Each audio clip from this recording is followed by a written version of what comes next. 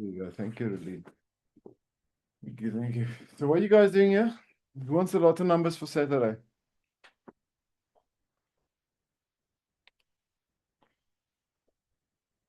Good. I didn't say I'm going to give it. I didn't say I know what it is. I just asked who wants the lot of numbers for Saturday. That's all I asked.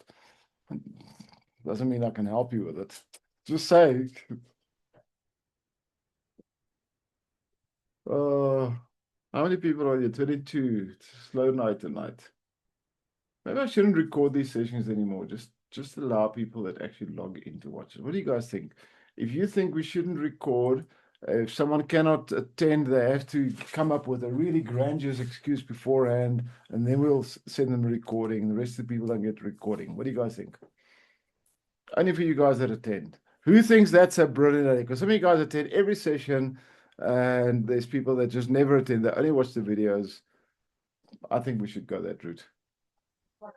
What about the city guys like Clint who really wanted to attend a session last week but didn't and couldn't? No, it's a really. If they, I feel like a Spice Girl now. If they really want to attend, they can let me know up front, and then I will record and I'll send them the recording, because I know there's some people that absolutely cannot attend and they only watch the recordings. Yeah. So I really wanted to attend the narcissist course of yours, Dion. I really wanted to attend that, but I had something on that night that I just could not get out of. No, I haven't watched the recording. The narcissist. Oh, you didn't get it because you didn't buy a ticket, and we don't record Correct. that. That's my point. Yeah. Wasn't available for that night. My point is, how do people like Clint get in on the action when they weren't available on that one occasion? You let us know up front, because we do record those sessions. There is a recording of it, but I don't send it out. Of course not. If you buy a ticket and you tell me I bought a ticket, I can't attend, then I send you the recording afterwards. I do Thank that. you. Thank you, Dion. That is fantastic. I must be honest, I personally think that was a brilliant session. Even though it really. What if we pay later, Dion? Sorry, Elsha? What happens if we say we would really like a recording? Can we send you some money? And will you send us the recording? That's kind of what I'm asking. I'm a bit late. For money, I'll skin it a cat. Oh, no, you can't do that. Imagine if we said you were to skin your dog. No, my dog will bite you. Terrible. All right, who else has come in here? Samantha, you got a question? Dion, I'm just saying, with not recording the session, sometimes even though I attend a session, I go back and I rewatch a video for something I want to relearn or something. So I don't know if that's going to be practical not to get a copy. I mean, it's going to be more admin for you to keep on sending people a copy. I was just thinking, there's 700 people on the coaches. Imagine 600 say, can you please send me a copy of the recording? That's a full-time job just to send those recordings out. That'll be nuts. Yeah, I hear you. That's just the thought that popped into my mind. But let's dive in. I see Lucia's also come in. Carol's come in. Lena's come in. Good evening, everybody. Annette, I think I said hello to you earlier, did I? Annette, why are you looking so serious? There we go. All right. We're going to talk about a topic that I have. Sorry, what? No, sorry, you asked me a question. I'm not relaxed yet, but I'm relaxing now. Relaxed yet? Yeah.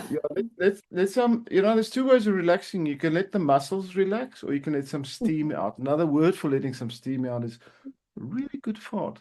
Apparently, it's very, very relaxing. It's very healthy. I'm just saying. I'm just saying. And a coffee. I'm not being. I'm being scientific here.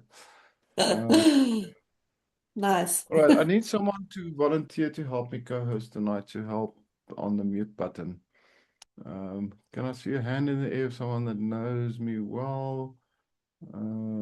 Thank you. Clint, you're on the cell phone. Can you do it from a cell phone? Do you know how to? You can't even unmute yourself fast enough. No, you don't. All right. Julene, thanks for volunteering. You're such a star. And Lucia, are you raising a hand, Lucia? She's not. She's saying, no, don't make me co-host. Who else? Someone else. Louise, thank you kindly. All right, so if there's noise in the background, just to keep the recording clean, that's basically all. Otherwise, sometimes it jumps around a little bit. Evening, Grant, I see you also came in. All right, what are we talking about tonight? Who can remind me? Abundance. Abundance. Boom shakalaka. Boom shakalaka. So I do have a thing about abundance I want to talk to you about. And I love talking about abundance. I kind of felt a little bit weird because it almost felt like I'm doing this a week before or 4 nights before the Abundance Coach course starts, which starts on Monday. And part of me went, oh, that's going to sound like a sales pitch. It's not. It just happened. I think subconsciously my brain went, abundance is coming up. And my brain went in that direction. I started thinking about it. I went, this is a topic I want to talk to you guys about. Because there's something I believe, quite honestly, with every fiber in my being, we don't understand enough about.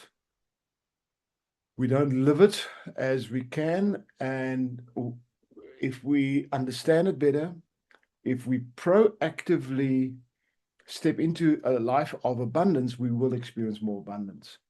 So tonight is about abundance. I'm going to give you the headlines. I'm going to give you the main topics. If my voice sounds a little bit fadey, my humblest apologies, ladies and gentlemen. My voice was gone for a while. I had a bit of swine flu. Still got a little bit of a pig's tail, but not too much. But the voice hasn't recovered yet completely. So if it's too soft, is it loud enough? Can I just see some hands? Is it loud enough? Because my volume is flat out. So let's talk about abundance.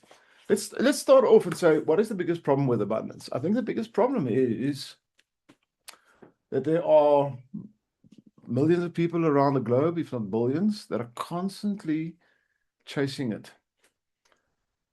So many people spend their entire lives from the moment they enter their youth or their thinking years, they're chasing abundance, chasing abundance, chasing abundance, chasing abundance.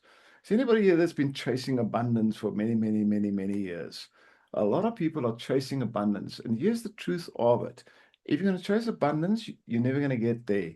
You're not going to arrive at that destination. For some people, abundance is how much money I can make. I'm earning so much. Abundance means I'm going to be able to earn so much. For some people, it's, I'm in a relationship now with this person, but if I can have someone that looks like that has those characters, that's abundance. For some people, it's achievement, a degree, a qualification. I don't know what it is. Everybody's got their own definition of what abundance is. But here's the thing I need you guys to understand. If you're chasing something that you believe is abundance and you've kind of created a definition of it in your mind, you probably would have noticed that once you reach it, you only stay there for either a couple of minutes or max maybe 2 or 3 weeks. And then something shifts and you start to chase again. So where lies the problem? Because it's not the fact you're prepared to work hard enough. It's not the fact you're putting in the hours. It's not the fact that you're motivated enough. It's not the fact that you're not driven by passion. All of those things are in place, yet you seem to find yourself in a trap where you're constantly chasing abundance. You get to a point where and then all of a sudden, I got to chase it again. I got to chase it again.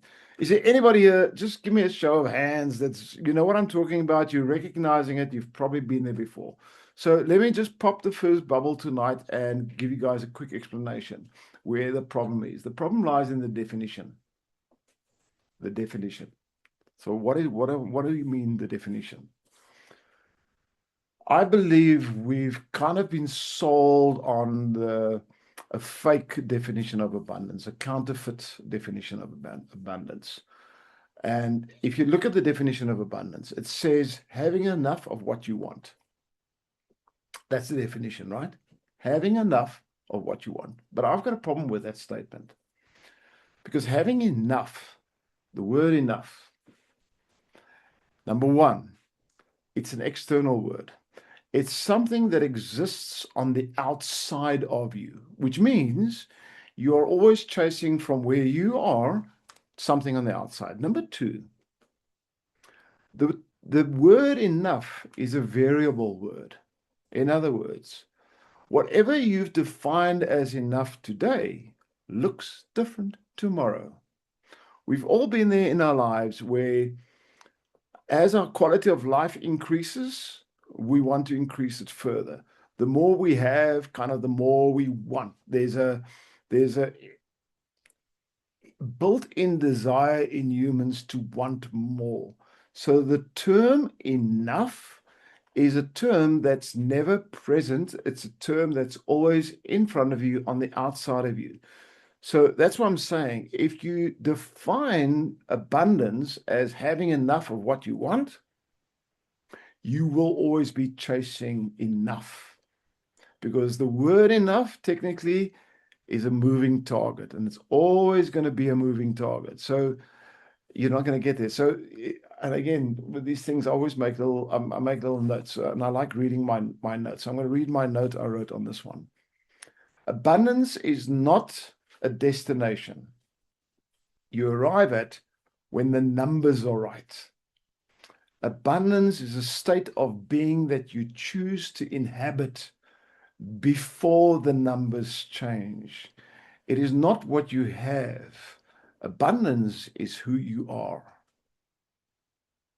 So what we're going to do tonight, we're going to unbundle this a little bit. We're going to unpack it. And tonight I want to just transfer what is the true essence of abundance. So first statement I want to make.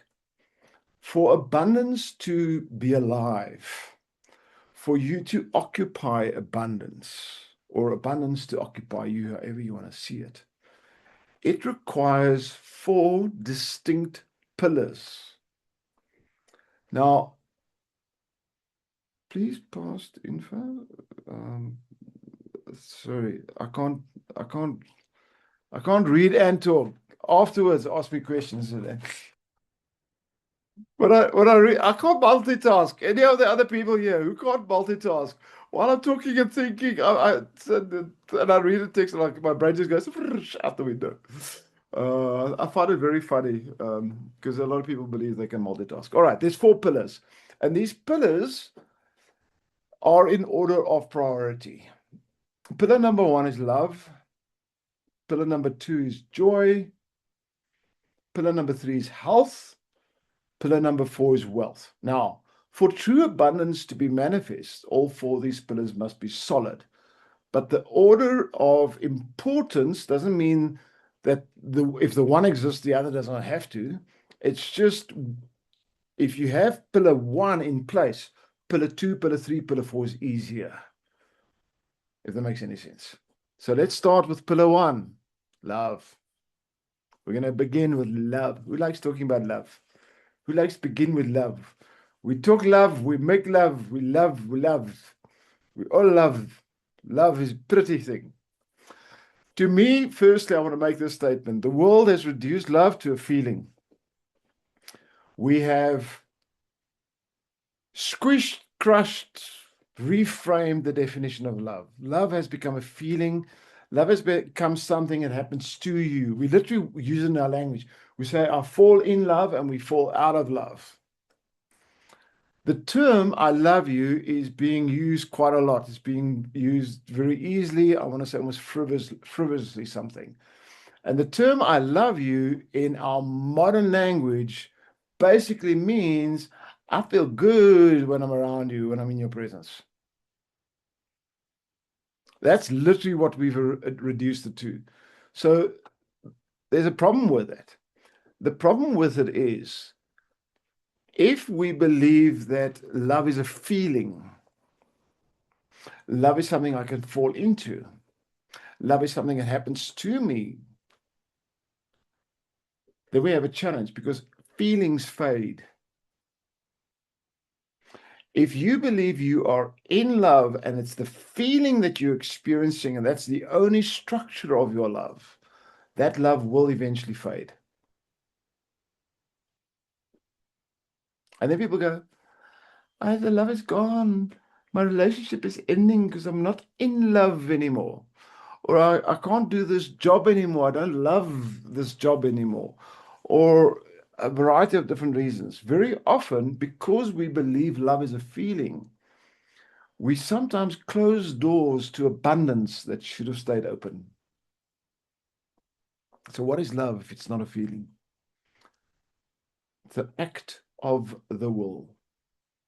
Love is not a feeling. It's an act of the will. It's a decision we make, and it's a daily decision. It's a decision that stands independent on how you feel. It's got nothing to do with your feeling. It's a conscious choice you make. Sorry, my speakers just went off in the background, but I've got another backup, so it's fine. So here's what we need to understand. If love is a decision of the will and not a feeling, then it means it's independent of what I'm getting in return. Because a lot of people measure the quality of love in what you get into return. Love is not a feeling, neither is it a response of what I receive. It's a proactive decision of the will that I execute, irrespective of what comes back.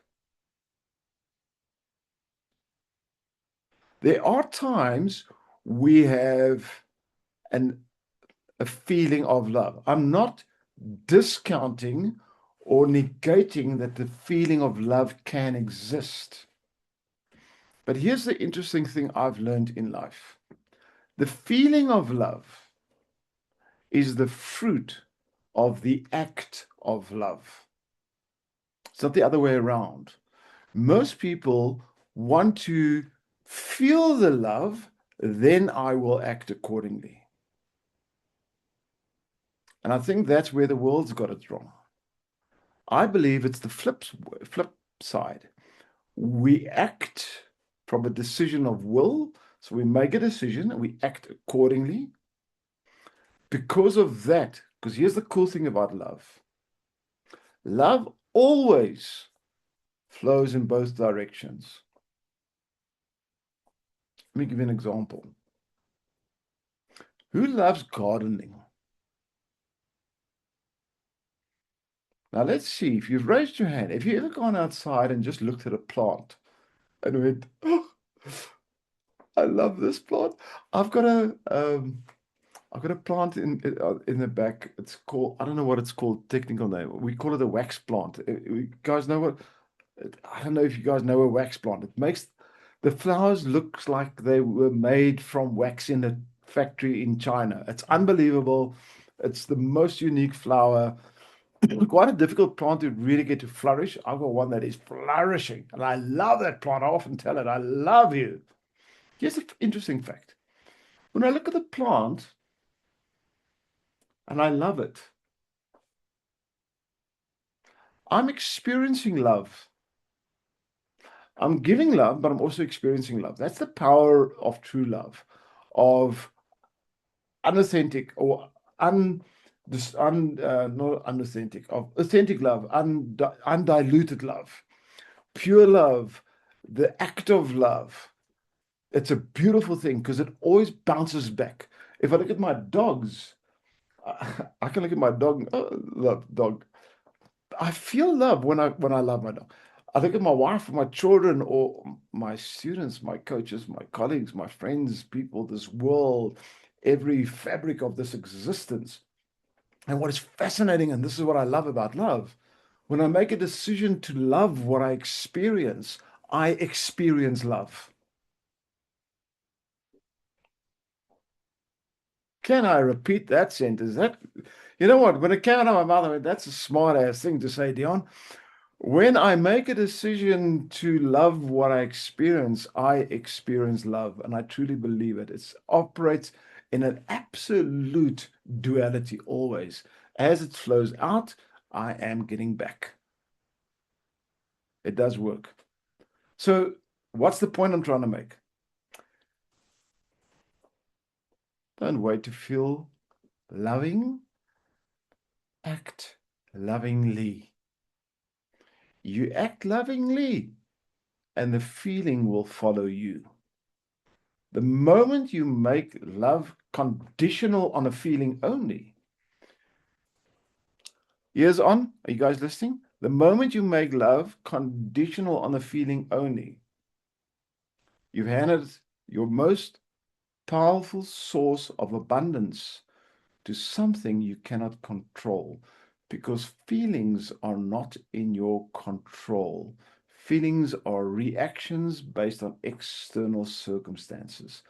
If I make a decision of love and I act accordingly, and I say love is the act of the will, it's not a decision only, it's an act of the will. Love is a verb. I decide and I act accordingly. I act lovingly. I act without condition. I act without expectation. I act from a platform of authenticity. The moment I make that decision, that's the moment I take power back. Everybody there? So what is this? Why is this relevant for us as coaches? Well, let me challenge you there. If you understand this principle of love, it will change how you show up for your clients. We don't have to wait to feel inspired so that we can be our best in the presence of our clients. We can make a proactive decision and act on it. I, Dion, love my clients. I choose that. Then I act accordingly. And guess what comes back? Here's one thing I have learned. If we choose as coaches to love the person in front of us, if we choose to love their potential, if we choose to love the journey they're on, if we choose to love the struggle they're having, if we choose every fiber of them as an act of the will, that's when real transformation starts to happen, because you are creating a state of safety. You are creating an environment where you are giving subconscious permission to someone to love themselves. And that's where shifts start to happen. I do believe a client that genuinely feels the coach's love, that experience is more powerful than any technique I've ever taught you or that you've read about or learned anywhere. That experience is more powerful, because the technique is still something that's going to enter from the outside inwards, where love is something that grabs hold in your inside. So I'm a big believer in love. And here's a couple of just a little bit of connections I want to make. How does it connect to abundance? Well, number one, if love becomes a decision rather than a feeling, it becomes inexhaustible.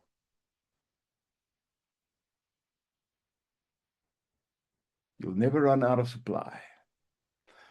Number two, you no longer have to depend on someone else to fill your cup. You become the source. And a person who is a source of love rather than a seeker lives fundamentally, completely, totally, utterly in a different reality. If you are seeking and chasing love, the world you live in is different to someone who's the source of love. Are you getting the definition of abundance at its most fundamental, foundational level? Can I just get some kind of a wave? Is that landing for some of you guys at least? I know this is deep, but this is a course. This whole concept of abundance was the first course that I ever wrote without looking at notes from anybody else, without looking at manuals from stuff that I've previously trained. There's no techniques in it. This is something that was birthed in my heart, that I experienced, that I believe in, and that I cannot stop sharing. So I hope you're hearing the commitment, the passion coming through you. Let's talk about the second pillar, because I am on a clock. He's staying here tonight because he hasn't reminded me that He will remind me if I do go over the time. And if he's not here, someone else has got the I'm permission to definitely do going so. to remind you, Dion. There he is. There he is. Thank you, Stoke. All right. So once we understand how love works, now and only now, because these pillars stand in sequence, we can talk about joy. The world, generally, my personal opinion, confuses the word joy and the word happiness. And that confusion is quite expensive. Why? Because happiness is circumstantial. Happiness rises, peaks, drops down, falls away. Happiness fluctuates. When good news comes in, I'm happy. Bad news comes in, happiness gone. Good news come in, happiness come in. Bad news come in, happiness goes, gone. Yes? But here's what I've experienced in my life. It's exhausting chasing happiness because the circumstances, conditions around me, everything that's happening in this world, it's not everything is in my control. So if my happiness is dependent purely on that, and if that's what I believe, man, I'm going to be exhausted. I'm going to be so disappointed most of the time. So what do I talk about? I prefer joy. And for all the spiritual people, yeah, the joy of the Lord is my strength. There's a reason I believe in the concept of joy. But here's the technical side to me. Joy is not an emotion. Joy is not a feeling. Joy is what I call an undercurrent. It's a consistent state. It's a deep, settled sense that you have, a knowing, a gnosis, that life has meaning. That you exist for a reason. And that the story is not over. That it's a beautiful journey you're on. And every experience is like having a delicate meal. It tantalizes your palate and enriches your life. That's joy. There's an undercurrent. Here's a strange thing, and I need to mention this. You can experience joy when you are at your most depressed state as well. Joy can exist right in the midst while you're busy grieving. Joy can exist in the middle of a failure. And I know this is a radical claim. I'm not saying joy denies pain. I'm not saying joy denies the things that hurt us in life. What I am saying is joy runs deeper. Pain is real, sure, but underneath it, there's a foundation that's unshakable, and that's joy. So I wrote something down. Let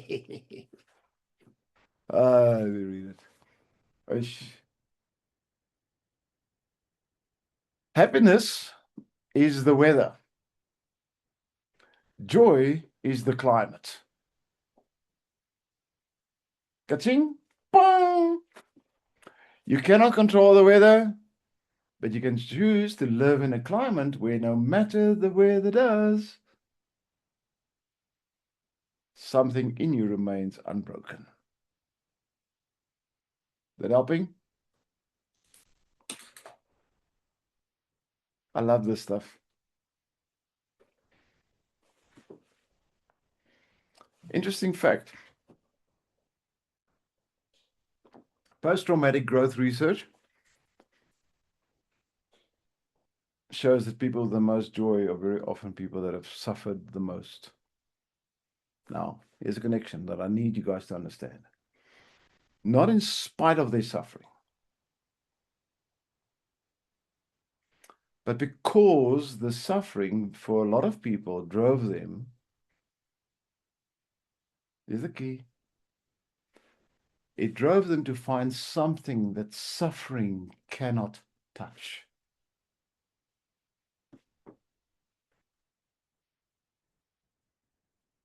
You got that? If you guys, any of you guys are interested, Viktor Frankl, he wrote from inside some of the Nazi concentration camps. And he said, described as one of the last human freedoms is the ability to choose your response to any circumstances. And I remember reading that many, many years ago, and it just touched me so deep. And I connected that with joy, and I went, that's it. It's that amazing ability to choose your response, irrespective of circumstances or conditions. So joy, to me, is the greatest form of freedom. And I choose to inhabit it. Your clients don't need you to make them happy. Circumstances will do that. It'll be temporary. You got to make your clients happy. Your clients need you to find the undercurrent, the part of them that holds firm, that stands strong, even while everything else around them is shaking. That's joy. That's joy. That is the work we do that lasts. We very often in our groups, we talk about changing lives. Teach your clients about love. Teach them about joy. Bring true joy into their lives so they can embrace it and watch their lives change forever. Pillar number 3. Did you guys get the joy one? I must hustle. Health. You've got to talk about health. So we understand love is a foundation. Joy brings us that stability. But we have to look at this thing called the vessel. Because an abundance life without or in a broken body is abundance that cannot be fully expressed. Your body is a temple for your abundance life. So to me, I look at health, I think, completely differently to other people. Most people look at health as a means to end. They want to be healthy so they can do more, achieve more, they can look better. So health almost, if I look at some of the gym bunnies I have in my circle, it's like health is a performance measurement, a metric. It's something else in my life I have to optimize. I personally don't like that approach because now it brings in rules, it brings in disappointments, it brings in everything else. But I do also understand that if my body breaks down, I'm busy now recovering. I've had swine flu for the last couple of days or week or whatever. And I understand we all get sick. We all know that sometimes if the body is not functioning properly, it's really difficult for us to step into the fullness of the abundance of life. I get that part. But I don't want my health to become something that becomes a law in my life. But I do understand it's required. So how do I look at it? Well, very simple. My body is not a tool for my ambition. It is the temple of my presence.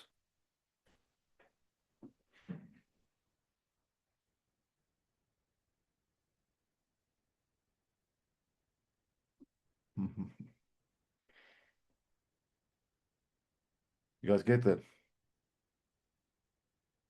The second part I do understand. I know I cannot think clearly as I should if my body is feeling exhausted, depleted.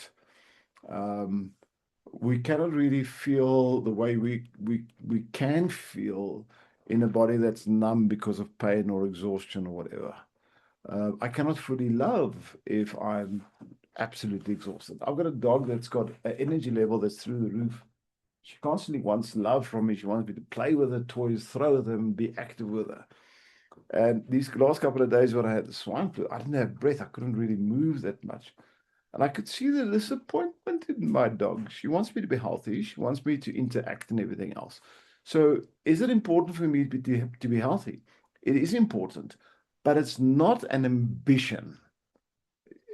You see the difference? My health is a gift to self. And it's not a gift because I'm vain or I fear not being healthy. What's the word? I'm looking for a word.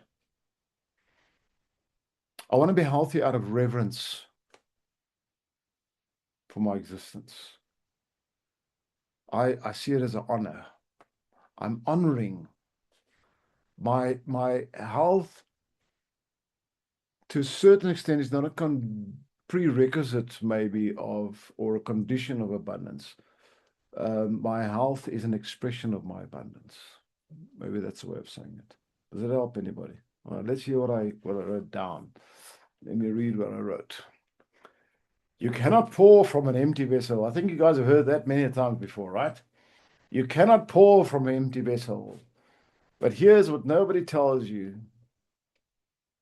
A cracked vessel does not just pour less, it leaks in all the wrong directions.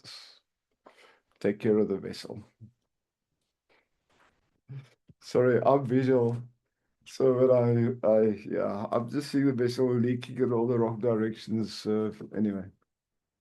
All right, so how does this connect with abundance? Energy is the currency of abundance. Everything you want to give to your clients, your family, your calling, your life, your passion, everything requires energy.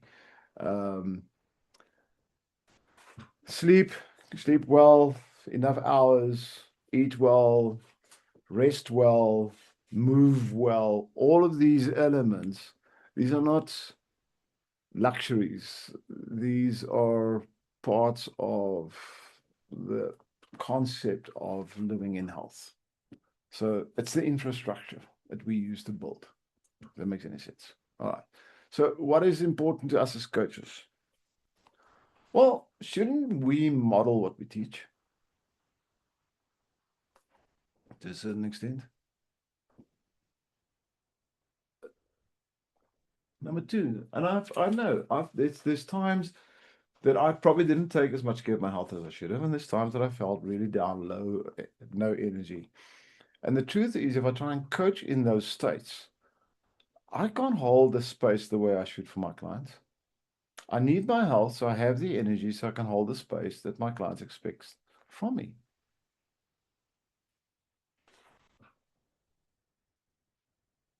So here's another way of possibly looking at it. One of the most powerful things you can do for your client's health is to take yours seriously first. Is that okay? There we go. Pillar number 4, wealth. I know what you guys are going, oh, money! Like talking about money. Let's talk more about money. Wealth.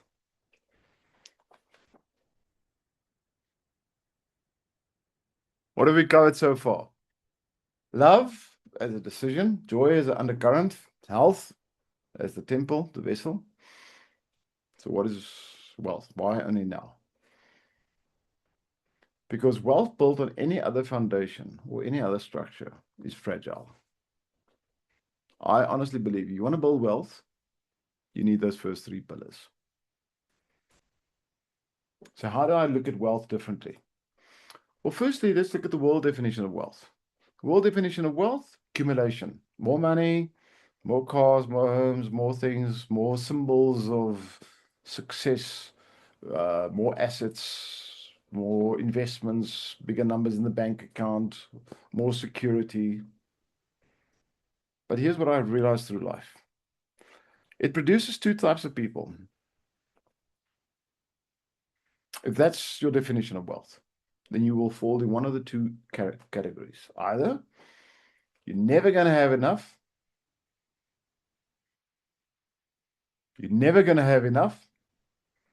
or you're going to have everything and still feel empty.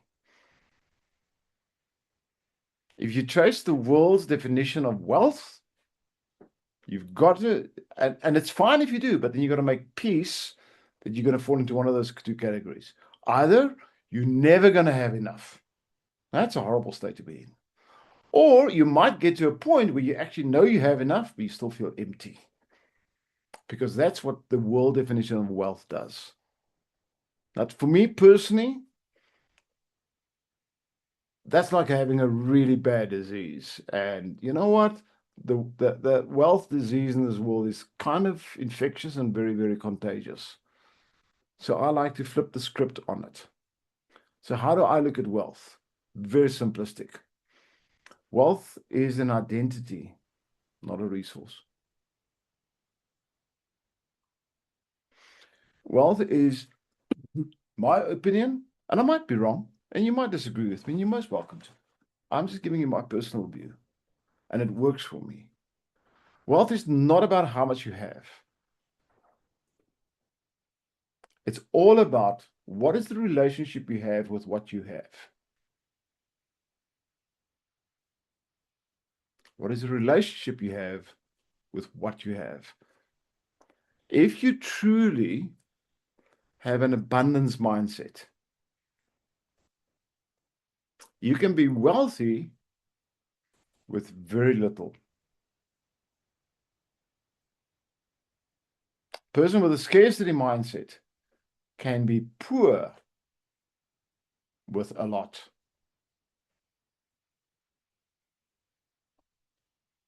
So how do we shift it? I think the first shift comes not in how do I get more.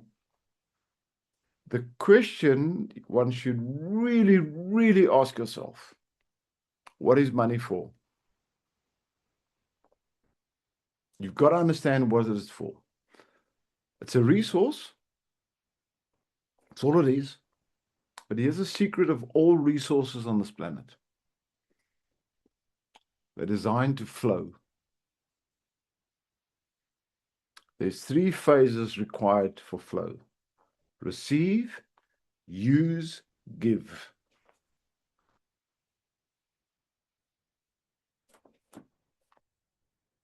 And I believe in that principle. I live it. So here's what I wrote down. Dion's little thing he wrote down. Dion can't read what he wrote down. Maybe he should put on his glasses. Thank you. The scarcity mindset says, if I give, I will have less. The abundance mindset says, what I give, I multiply. The one is law of economics. The second is what I believe, law of a kingdom. Those 2 laws don't operate in the same universe.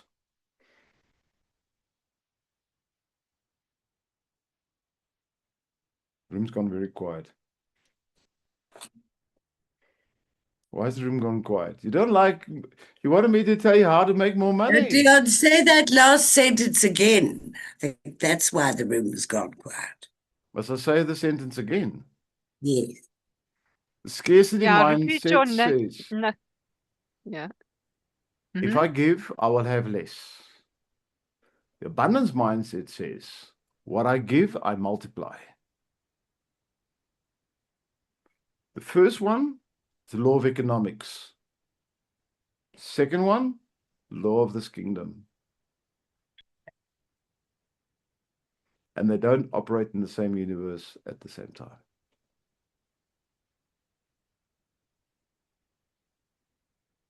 So what's the practical for us as coaches?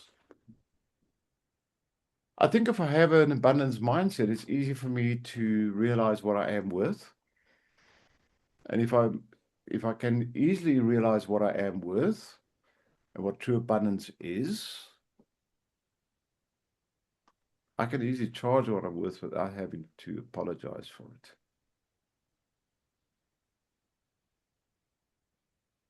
True abundance, and I know people that are absolutely beautifully, amazingly abundant, have got absolutely no hesitation in investing in their own growth, even if they don't feel financially on paper ready. True abundance gives generously. Not when you have enough. You don't, true abundance doesn't wait until it has enough. It gives generously as a declaration that you are enough.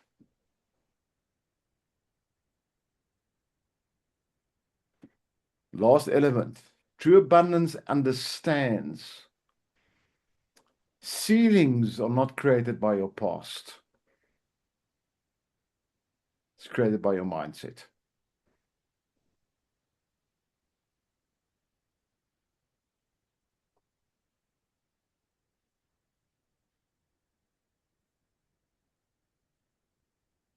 So, ladies and gentlemen, some of you guys under charge.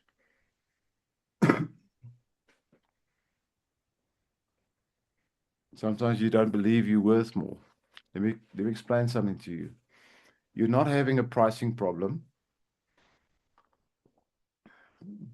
You have a love problem. Specifically, a lack of love for yourself.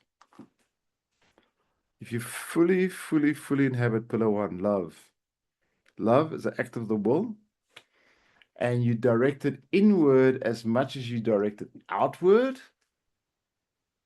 your pricing conversations with clients will change.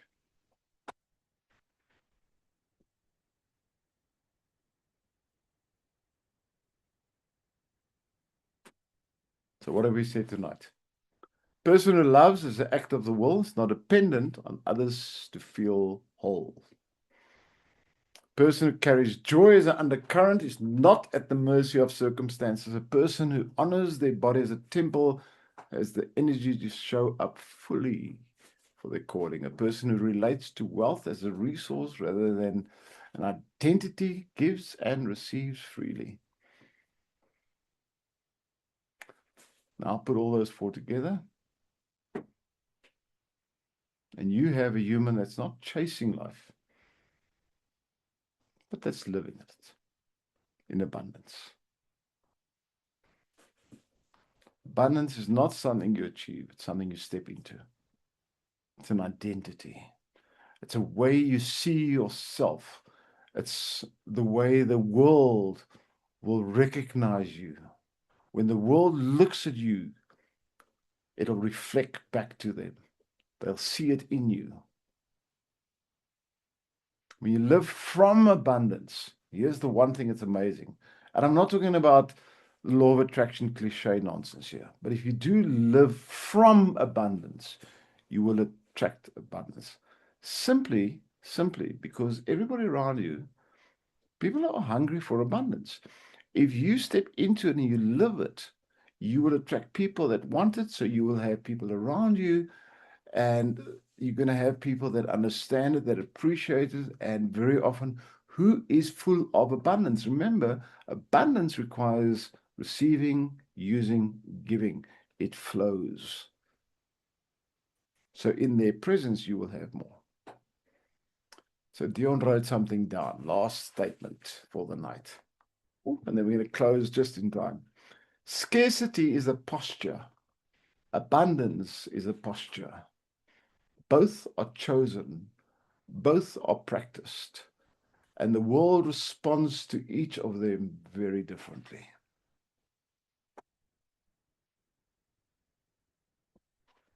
So, ladies and gentlemen, abundance is not waiting for you at the end of your goal. When is abundance truly available? If you listen carefully to what I said tonight, when is abundance truly available? The answer? Right now, this moment, this body, this life. The exact circumstances you are experiencing right at the moment are the perfect circumstances for abundance to flourish.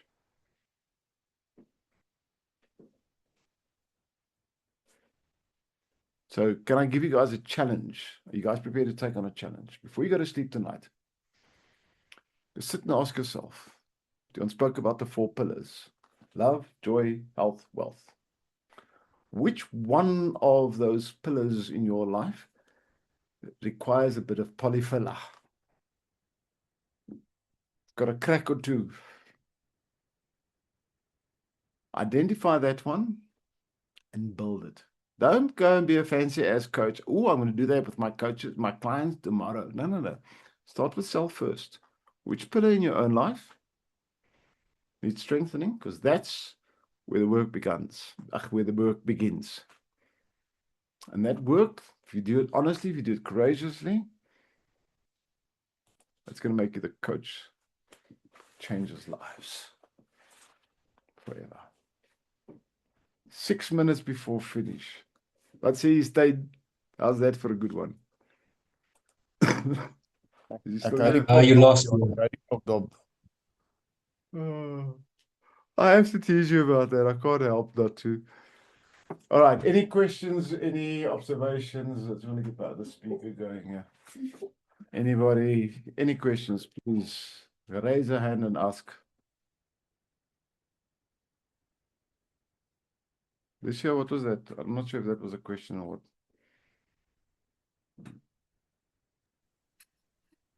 No, my mind's going crazy because I'm trying to, every time you talk, I now translate it to the Christian coaching, and then I go through the verses in the Bible that relates to what you are saying, which is quite powerful because you're just reaffirming of what we've been working on. On the health part, we also just brought in the part of healing from a Christian perspective.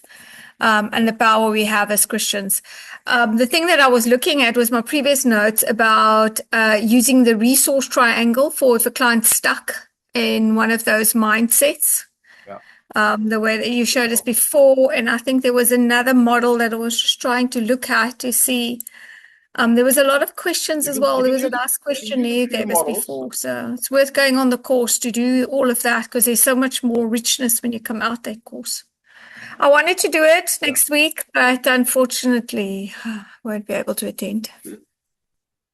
I think, and again, I don't want to sound like a salesman. Maybe I am selling, and it's fine. You can must sell because I can support you in that. I've been there a few times on this course, and this is really good. I think the difference between abundance coaching and all other coaching, you guys have picked up the difference already, is the mindset, the attitude, the approach. It just takes the way we look at life and just widens the lens, if that explains it a little bit. Sir Gopal. Oh, I like that name that I gave you, Sir Gopal. It's so fitting, so fitting. You got a hand up, sir. Yeah. So I think someone on the chat actually asked the question before. More related question. So the course next week, sorry, I also missed somehow that it was happening, the abundance coaching. That's also part of the master's journey, am I right? Yeah. So being part of that, we can come on there. Yeah, it depends. Some packages are slightly different, but yeah. So I have created the group already. I just haven't added everybody. I'll be adding everybody starting next week, tomorrow. Okay, fantastic. Yeah. And the same kind of rules apply. We can come and do more than one sessions if we need to, kind of thing. Yeah. We may not be able In fact, on the abundance, I highly recommend you do. And the reason is quite simple. And that is basically, abundance is not like all the other courses. It's built technically on a coaching structure. Abundance is something I sat down with a pen and paper and wrote from my heart. So what that means, it's alive in me, which means it is going through its own metamorphosis and growths and deeper understanding. So every time I do present it, I do believe that's the one I do present a little bit slightly different. Some of you guys have been on more than one of the abundance coaching. If you have, let us know. Are they all different? And yeah, as we're all expanding, that includes me. We're all learning. We're all on the journey. So yeah. Hope that helps someone. So can I just check that, Dion? So will everyone on the master journey automatically be added to that course? No, some people say, I don't want to do that course. I really don't want to do that course. And then I said, okay. Oh, sorry. Yeah. So, but I think mine includes all the ones that were in besides the business and So most of the people on the master's journey will probably be on it. Okay. So I don't need to send you a message, in other words. Okay, perfect. Thank you. Thanks. How many days and times? Liesel, I did put the link in there. If they click on that link, they'll go directly to your detail. No, I can tell them quickly. She asked how many days and hours are they? 365 days a year. Most days have got 24 hours. Did that help, Liesel? That's easy. So the abundance coaching is 5 days, from 9 o'clock in the morning up until about 1 o'clock, roughly about 1 o'clock in the day. So it's a half day. So day 1 is purely abundant mindset. Day 2, love. Day 3, joy. Day 4, health. Day 5, wealth. So what you got compacted in an hour, spread it out over, what's it, 9, 10, 11, 12, 4 hours a day per topic. So it's 4 times 5, 20 hours of same. Any questions about tonight? Not just the course. Any comments? Groups very, very like. Bame? Hello, Bame. Hi, Dion. Hi, everyone. I think for me, this was a word. This was my word for today, because I actually had, from a discovery call and my first one ever, a client who started saying, why is coaching so expensive? And then she started comparing it to therapy, that they don't pay so much in therapy. And I took her through what you always tell us about selling sessions and all of that. But I think I found myself in the midst of that, wanting to almost cost myself down. And I think it was from a place of desperation of wanting to make a sale. So this was just a reminder, and I think to say, don't do it. Don't compromise yourself. I'm struggling to hold back, but I have to tell this kind of a joke in the coaching industry. So very often as people say, what's the difference between counseling and coaching? The answer is, you go for counseling for 7 years. After 7 years, you have 70 new problems. You come for coaching for 7 sessions, and for 7 years, you got no problems. It's not fully truth. It's just a little bit of joke in the industry, but it popped into my head now. I needed to share it, and I do like it. I'm going to use it next time. But so thank you. I think this was just a reminder that. Then I'm very, very, very happy if I touched someone. All right, beautiful people. Any other comments, questions, jokes, little bits of humor? I'll pop in with another one. Dion, it's something you taught us, which at the time, I mean, I'm just connecting it to what you said about the love piece in the beginning. So I found with the main NLP life coaching course that there were parts that I found quite easy because they kind of suited.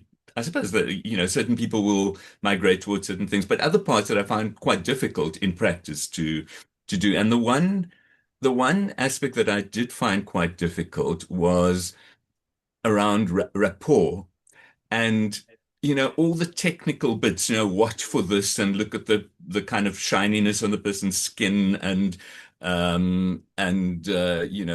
movements and lead and pace and mimic and all of that. Please tell me you found the shortcut. And you gave us the shortcut there, which was come into the session assuming that the person in front of you is a magnificent human being, kind of thing, and then all the other bits just fall into place, kind of thing. You don't have to watch for those things, and that was for me like a real insight. And yeah, so I think it kind of, I don't think you called it love at that stage, but it is a kind of act that I think brings that kind of that kind of gift to you in a sense, kind of thing. Yeah. The whole statement, love is not a feeling, is an act of the will. I do drop it every now and then, occasionally on different places, but it's a very deep concept, really. For the average person, the first time they hear it, just goes, It's almost like there's a resistance. Can't be true. Can't be true. Until you get to a point where you realize wait a minute, this is true. And then your life just flips. Everything flips. It's one of the most amazing experiences I had. When that concept dropped for me, everything in my life changed. Everything. Everything.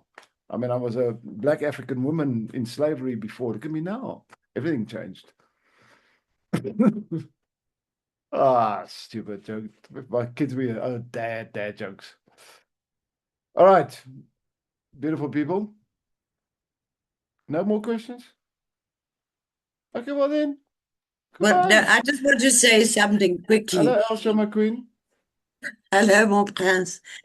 Do you know, I mean, I've done the abundance course with you so many times, but what I found fascinating tonight is that, as you said earlier, it's sort of metamorphosized over time. It's just too glorious.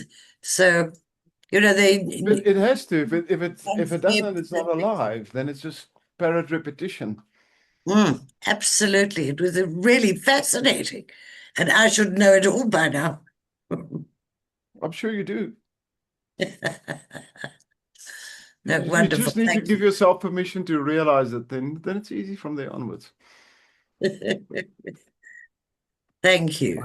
All right, amazing souls. Everybody have a beautiful, beautiful, beautiful evening. Have a beautiful, amazing weekend. Who's doing something special this weekend? Something really amazing, something interesting, something. Anybody?